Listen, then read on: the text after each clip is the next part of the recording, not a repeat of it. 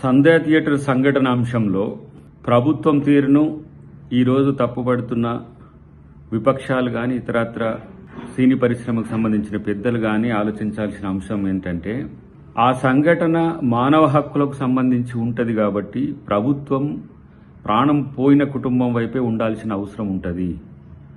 కాబట్టి అరెస్ట్ కాగానే మొత్తం అంతా అయిపోయిందనే ఉద్దేశంతో కొన్ని రాజకీయ పక్షాలు కొంతమంది ఉద్దేశపూర్వకంగా చేసే పరిస్థితిని మీరు పట్టించుకోకండి. ఎందుకంటే దీంట్లో అల్లు అర్జున్ అంశంలో రాజకీయ కోణాన్ని ఎస్టాబ్లిష్ చేసుకుని రాజకీయ లబ్ధి పొందాలనుకుంటున్న బీజేపీ బీఆర్ఎస్ పార్టీ నాయకులు కూడా నేను చూస్తున్నా. వీళ్ళు క్లారిటీ లేకపోవడం వల్లనే ఈ సమస్య వచ్చింది.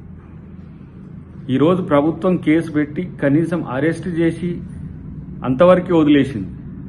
ఢిల్లీలో ఉపహార్ థియేటర్ సంఘటనలో ఆ థియేటర్కు సంబంధించిన యాజమాన్యంతో పాటు బాధ్యతలకు ఉరిశిక్ష వేసిన సంఘటన ఈ దేశంలో ఉంది. కానీ అరెస్ట్కే అంతలా బాధపడిపోతున్న పరిస్థితిని మీరు గమనించుకోండి. ఇది ప్రభుత్వానికి తప్పనిసరి పరిస్థితుల్లో చేసినది. కాబట్టి మీరు ముఖ్యంగా బీజేపీ బీఆర్ఎస్ నాయకులు మీరు ఎటువైపు తెలుస్తలేదు రాజకీయం కొరకు అప్పుడు అటు ఇప్పుడు ఇటు అన్నట్టు గోడ మీద పిల్లివాటం ఉంటున్న పరిస్థితి గమనించుకోండి.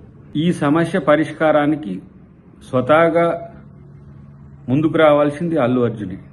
ఎందుకంటే తనని ఎవరు గైడ్ చేస్తుండ్రో ఎవరు మిస్లీడ్ చేస్తుండ్రో నాకు తెలుస్తలేదు. కానీ ఇది సబ్జుడీస్ అయిద్దని తెలిసినప్పటికి కూడా బయటికి వెళ్ళి మాట్లాడమే కాకుండా ఈరోజు బెయిల్ మీద వచ్చిన ముద్దాయికి ఉండే హక్కుల గురించి మరి ఎంతవరకు వాళ్ళు చెప్పారో తెలియదు. కానీ ఇది మంచి సాంప్రదాయం కాదు.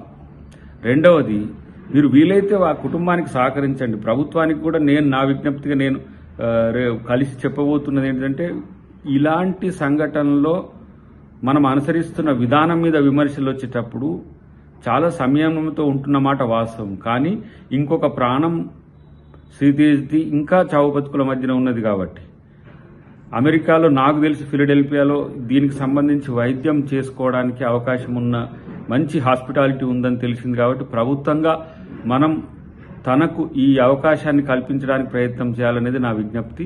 వీలైతే అల్లు అర్జున్ అలాంటి ఆలోచనలు చేయండి. మీరు ఆ కుటుంబానికి సానుభూతిని తెలపండి. ఆ కుటుంబం పట్ల సహకరించే విధంగా ఉండి ప్రభుత్వం తీసుకున్న నిర్ణయాన్ని తప్పుపట్టడానికి రాజకీయ పక్షాల మాదిరిగా మీరు వ్యవహరిస్తే ఏమైందంటే మీ కోణం కూడా మీకున్న కన్సాలిడేషన్ కూడా లేకపోతే మీకున్న కన్సర్న్ కూడా ఎవరో రాజకీయ ప్రయోజనాలకు బలయ్యే అవకాశం ఉంది. కాబట్టి ప్రభుత్వం ఎప్పుడు కూడా హ్యుమానిటేరియన్గానే ఉండాలి, ఉంటది. ఈ ప్రభుత్వం ఉండే అవకాశమే మేము ఇప్పుడు చేస్తున్నది. శ్రీతేజ్ కూడా వైద్యం చేయించుకోవడానికి తక్కువ ఖర్చేం కాదు. నేనంటున్నా మా కోమటిరెడ్డి గారు ఒక డిమాండ్ చేసిండ్రు, లేకపోతే సమాజం నుంచి ఒక డిమాండ్ వస్తుంది. నష్టం ఏం లేదు ఆ ఖర్చు బరాయిస్తే. నేను అనుకుంటున్నా 20-30 కోట్ల పైచిలుకు అవుతుంది.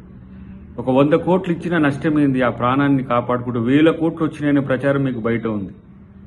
ఈ ప్రచారం పక్కన పెడితే ముఖ్యంగా సినిమా పరిశ్రమకు సంబంధించిన పెద్దలు కూడా ఆలోచించాల్సింది ఏంటంటే దీన్ని రాజకీయ కోణం తీసుకున్న పార్టీల గాయలో మీరు పడకండి.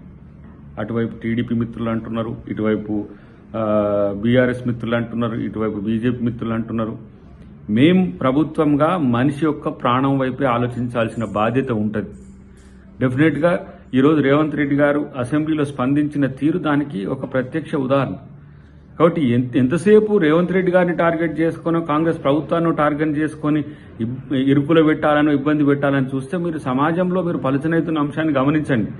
ఇప్పటికైనా నేనేమంటున్నా బీజేపీ కానీ బీఆర్ఎస్ కానీ ఏదో ఒక కోణం తీసుకొని ఆ కుటుంబానికి మేలు చేసే ప్రయత్నం చేయాలి తప్పితే వాళ్లను మరింత బాధకు గురి చేసే పరిస్థితి తీసుకురావాల్సిన పరిస్థితి మీకు ఉండొద్దనేది నా కోరిక. అన్నిటికంటే ముఖ్యంగా మీరు ఎటువైపు అనేది తేల్చుకునే దాని దగ్గర మీరు స్పష్టంగా ఉండాలనేది నా డిమాండ్.